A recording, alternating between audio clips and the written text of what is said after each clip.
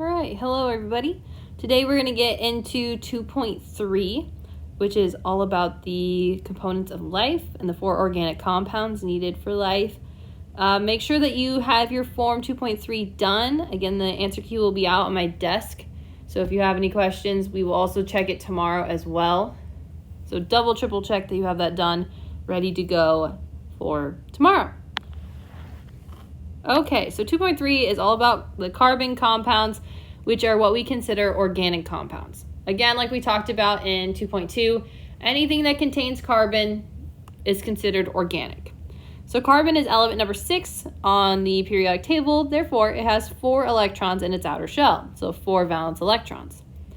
It wants to make 4 covalent bonds readily, and it makes these many times in chains and rings. So for example, a lot of times we'll see carbon in a straight chain, which means it looks like this, where we'll have a carbon with a double bond with another carbon, with a double bond with another carbon, double bond with another carbon, and it'll just kind of continue like that. If it hits an end, a lot of times it'll have either a hydrogen or, generally a hydrogen on either end, or connect to another element to then make a compound. If it is a ring, it'll be carbon with a double bond, carbon with a double bond, carbon with a double bond. And it'll just kind of continue in a fashion like this and creates what we call a ring. When I was in college, we talked about these in organic chemistry all the time. Then if it's branched, what that looks like is we have carbon. It has 4 valence electrons, so it will have its 4 bonds on the outside. So we add another carbon, and another carbon, and it can also have hydrogens on the outside, or it can add a different carbon, and it can just continue building out all the way around, and could add in some other elements as well. So we consider this branch because it kind of branches like a tree and builds outwards. A ring looks like it is a double bond ring of carbons all the way around, and then a straight chain is just it all in a nice straight line. Now, with these chains, oftentimes we see our macromolecules, which are large polymers that are formed by adding smaller ones together. So, for example, we have this monomer here, which is carbon with 2 hydrogens, and it always looks in this 2 carbons, 4 hydrogens on the outside. The polymer of that is we add 2 of these together. Now it needs to get rid of this double bond in the center so we can actually form bonds on the outside. But a monomer is just one unit of a polymer. So we can kind of see this repeat over and over again within the polymer. So that's all a macromolecule is. Now we have 4 organic compounds essential for all living things. So all living things need these 4 compounds, and you will need to have these memorized. So we need carbohydrates, we need lipids, we need nucleic acids, and protein. All 4 things needed for living things. So the first one we're going to talk about is carbohydrates. So you've probably heard of a carbohydrate before. A lot of times people tend to think of things like pastas and breads contain carbohydrates, which they do. That's why it's good for you to be able to eat those sort of things. So carbohydrates are composed of carbon, hydrogen, and oxygen in the ratio of 1 to 2 to 1. So we see it as an example of this, which is C6H12O6, also known as glucose. Living things use carbohydrates as the main source of energy. So when we need energy for our body, carbohydrates is what our body craves. So that's why it's not necessarily good for you to skip eating breads and things like that, because your body needs it to live. For example, a lot of times track and cross-country runners will do something called a carb load, and they will eat a lot of pasta the night before. That pasta breaks down a lot slower, and so their body can use it at a better rate so that when it gets to race time the next day, they're ready to go. So there are 3 types of monosaccharides, disaccharides, and polysaccharides. So So a monosaccharide means one sugar or a simple sugar. The three types are glucose, galactose, and fructose. They are all in a C6H12O6 formation. So they have the same formula, they just have a different arrangement. So we call that an isomer. So they all look and contain 6 carbons, 6 oxygen, and 12 hydrogens. They all just look and arrange in a little differently. Glucose is manufactured by plants during photosynthesis. It's a simple sugar, is our main source of energy by plants and animals. So this is like the sugar you eat is glucose. Fructose is found in fruit, and that's what makes it very sweet. So it is considered the sweetest of the monosaccharides. And then we have galactose, which is actually the sugar that is found in milk. So again, an isomer is a compound that is identical molecular formula, but different structural formula. So again, they're all made up of the C6H12O6. They all just look a little different in their shape. So some could be more branched, some could be more straight, but it just depends on which one of these three we're dealing with. So those are carbohydrates. Then we get into our disaccharides and our polysaccharides, which are also a carbohydrate. So a disaccharide is 2 monosaccharides combined in condensation reactions. So again, the prefix di means 2. Saccharides means sugar. So it is just 2 sugars, 2 monosaccharides stuck together. Our 3 types are sucrose, lactose, and maltose. So sucrose is a common cane sugar or beet sugar. So that's glucose plus fructose. So that's what we get. That's like the sugar you sprinkle in when you're baking or when you're eating your Rice Krispies. That is sucrose. Lactose is milk, or in milk. That is glucose plus galactose. This is a lot of times the sugar that the body is not great at breaking down to, that causes somebody to be lactose intolerant. So it's that lactose sugar that they are not able to break down because of the glucose and the galactose found inside of them. Then we go to a polysaccharide, which is a complex carbohydrate.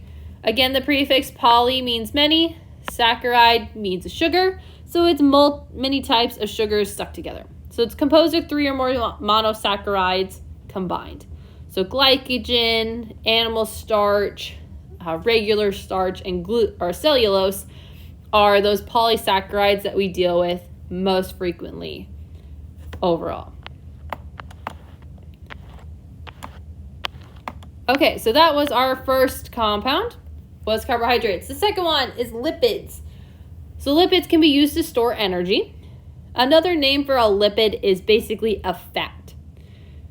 So some lipids are important parts of membranes and waterproofing coverings. So for example, a lot of our cell membranes are made out of this phospholipid bilayer, where it has a hydrophobic and a hydrophilic area to it. And we'll talk about that here in a second. So lipids are fatty compounds made of carbon, hydrogen, and oxygen, with a much higher number of carbon and hydrogen and less oxygen. So more carbon, hydrogen, less oxygen. So an example of a lipid is a fat or oil or wax. So anything that has that kind of fat content to it. They're considered insoluble, which means they do not dissolve in water, which we would consider hydrophobic. They're great at storing energy. So if our body needs to store energy, it's going to store it as fat. So that's why having fat on you is a good thing. It's able for your body to store fat or to store that energy that your body then needs and can use when it's ready. So we have something called hydrophobic and hydrophilic. Hydrophilic means water loving. So it basically attracts water. So it's the carboxyl end of a lipid that is attracted to water. So for example, if we look at the picture above, the heads here, or the circles, would be considered hydrophilic. They love water. That's why they're on the outside of the membrane. They're the ones that are going to interact with the water the most out of any part of the membrane.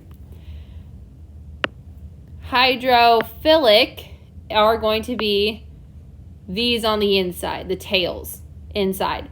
We consider that water fearing because it repels water. It doesn't like water near it. So this is great for keeping and kind of balancing the water intake into and out of a cell, because this inside here does not like water and wants to try and keep that water out as much as possible, while the outside will bring it in so that it can balance out on both sides.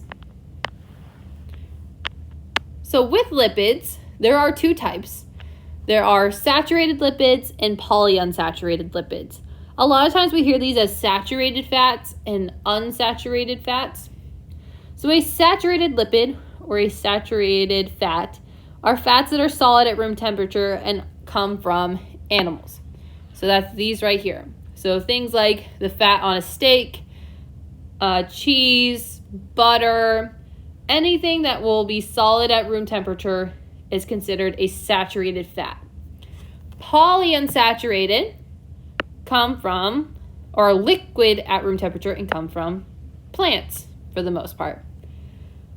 So for example, olive oil, vegetable oil, margarine, because it's actually made from oil, avocado, they have fish oil, they have different types of nuts as well, have a lot of oils inside of, or polyunsaturated fats inside of them.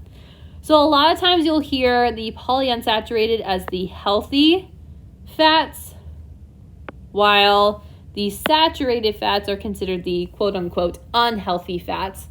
Both are good to have in the body, but again, both in moderation. Saturated fats, solid at room temperature, come from animals.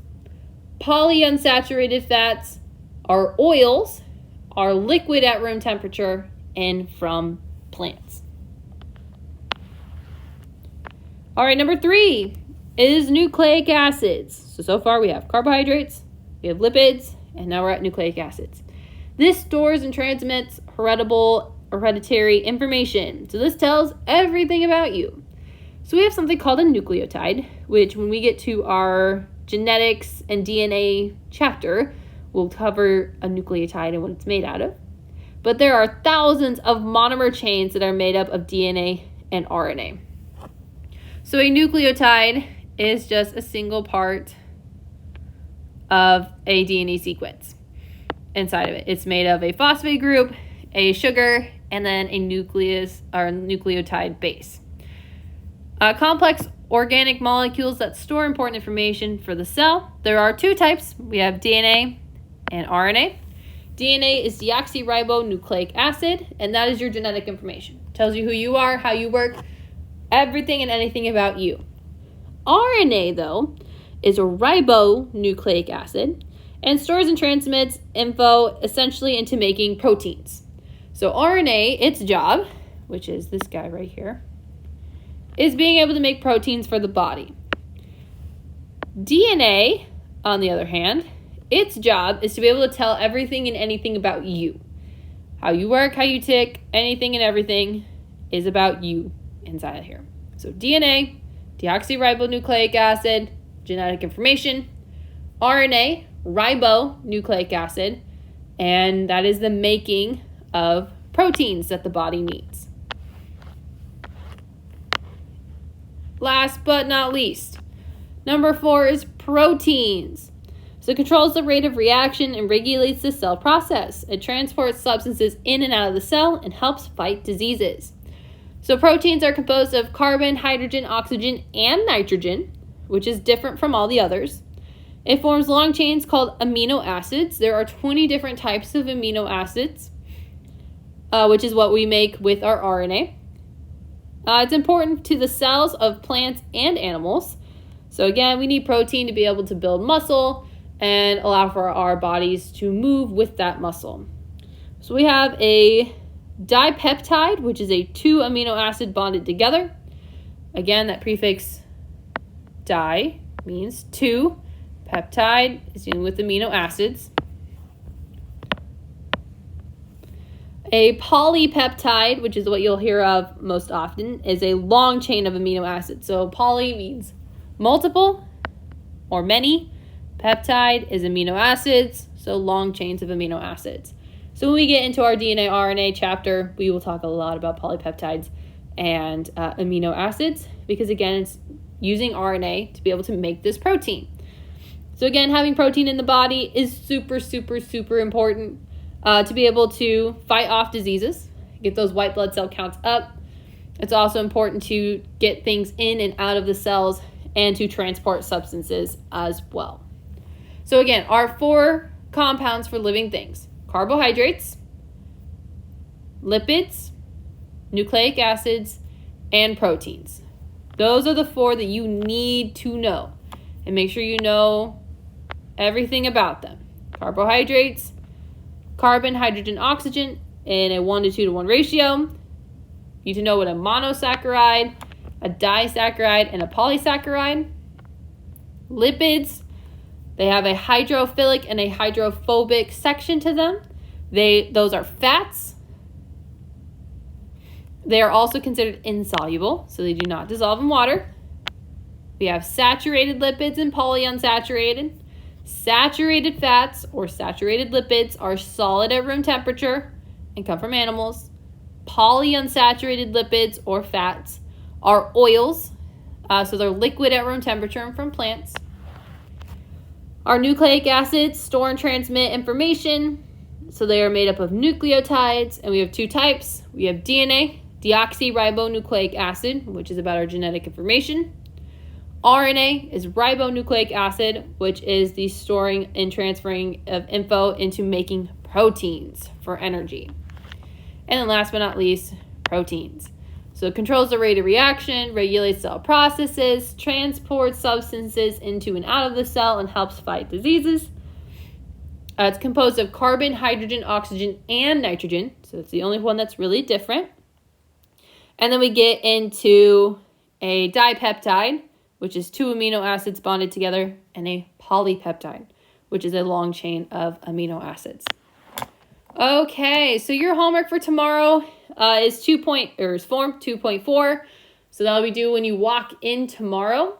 So we'll kind of quickly review this and also get into 2.4 as well. Again, if you have any questions, shoot me an email, come see me tomorrow morning, and I will be happy to help you. Have a great rest of your day. See you tomorrow.